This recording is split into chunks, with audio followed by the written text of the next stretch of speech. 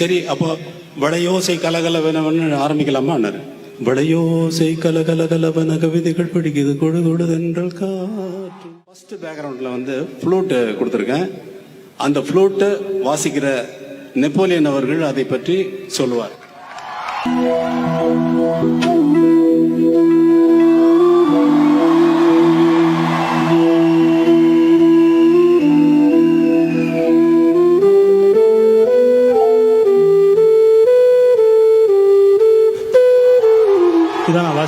அப்படி அவர் வாச்சாரு.